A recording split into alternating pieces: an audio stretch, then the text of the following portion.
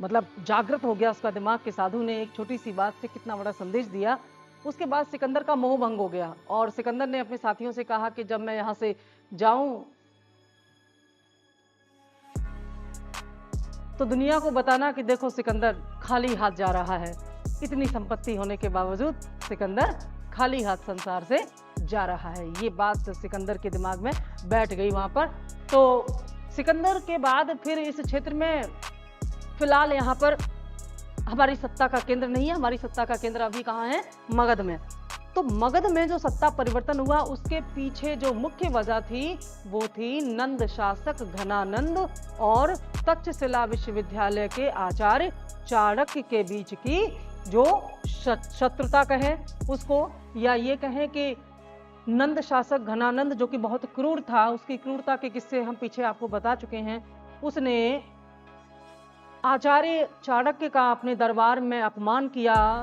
जब चाणक्य यूनानी आक्रमण से सुरक्षा प्राप्त करने के लिए सहायता मांगने के उद्देश्य से घनानंद के दरबार में गए तो घनानंद ने न केवल सहायता देने से मना कर दिया बल्कि उनके दरबार में उनका अपमान भी हुआ।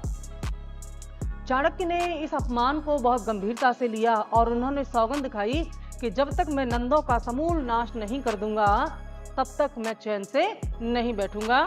और उसके बाद वे वहां से चले गए। मैंने एक घटना भी बताई थी, उनका जो अपमान हुआ था उसी दौरान उनकी जो चोटी थी, जो एक उस समय पांडित्य की एक पहचान होती थी।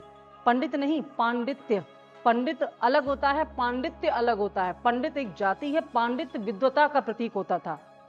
विद्वता का प्रतीक, जिसको ज्ञान होता था, उस स्तर का ज्ञान होता था कि वह आध्यात्मिक शिक्षाओं को, वेद पुराण आर्य शिक्षाओं को एक ऋषि परंपरा के माध्यम से अपने शिष्यों को देता था। तो तत्कालीन समय में शिक्षा में धर्म का विशेष महत्व होता था, है ना। तो प्रकांड विद्वान का प्रतीक होता है पांडित्य या पांडित्य। तो उसका प्रतीक जो उनके बालों की जो चोटी थी वो खुल गई वहां पर, जिसे उन्होंने अपने पांडित्य का उसको अपमान माना। और उन्होंने कहा कि अब इन बालों की चोटी तभी बंधेगी जब मैं नंदों का समूल नाश कर दूंगा। और इस सौगंध के साथ कौटिल्य वहां से निकल गए।